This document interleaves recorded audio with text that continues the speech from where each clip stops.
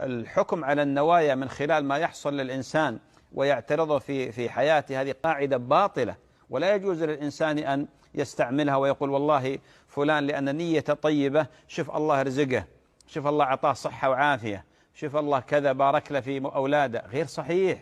صحيح الواحد يحتاج مطلوب بأن يصحح النية. طيب شخص آخر قد يكون ولي من أولياء الله لكن ابتلي بولد عاق، هل هذا لفساد نيته؟ هل هذا لخبث طويته؟ غير معقول. شخص مثلا الآن من أولياء الله ما أعطاه الله رزق، يتكفف ما عنده شيء، هل هذا لخبث نيته؟ نعوذ بالله. هل شخص الآن من أولياء الله عز وجل ابتلي بزوجة سيئة مثلا، هل هذا لأن نيته سيئة؟ غير صحيح. ولذلك هذه قاعدة باطلة.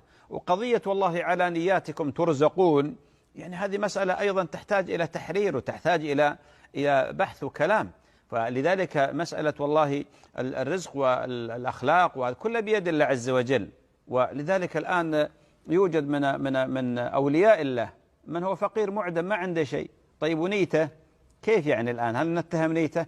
فلذلك هذه قاعدة باطلة ومردودة ولا يجوز الاعتماد عليها. ودائما عندنا قاعدة في الشريعة أن نجري الأحكام ونجري العمل على الظواهر، ولذلك البواطن والقلوب إلى الله عز وجل.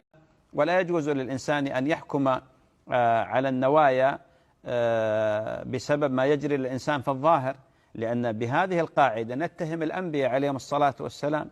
فنوح عليه الصلاة والسلام سخر منه قومه وآذوه، إبراهيم عليه السلام حرقوه بالنار فأنجاه الله سبحانه وتعالى، لوط عليه السلام ماذا حصل له، موسى عليه الصلاة والسلام، عيسى، يونس، أيوب، داود وسليمان، النبي عليه الصلاة والسلام ماذا حصل له؟